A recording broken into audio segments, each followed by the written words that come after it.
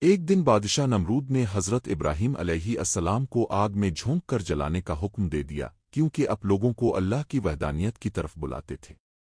نمرود نے کہا کہ اگر ابراہیم اپنے رب پر سچا یقین رکھتے ہیں تو دیکھتے ہیں کہ ان کا رب انہیں آگ سے بچا پاتا ہے یا نہیں۔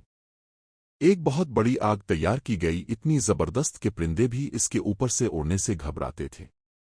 کئی دنوں تک لکڑیاں اکٹھی کی گئیں۔ جب آگ خوب بھڑک اٹھی تو اس کی گرمی اتنی شدید تھی کہ قریب جانا بھی ناممکن ہو گیا۔ اس لیے ایک منجنیق بنائی گئی اور حضرت ابراہیم علیہ السلام کو اس سے آگ کے اندر پھینک دیا گیا۔ اسی لمحے حضرت جبرائیل علیہ السلام تشریف لائے اور عرض کی، اے ابراہیم، اگر آپ کو کوئی ضرورت ہو تو بتائیں۔ حضرت ابراہیم علیہ السلام نے فرمایا، مجھے تم سے کوئی حاجت نہیں، صرف میرے رب سے ہے اور وہ مجھے کافی ہے۔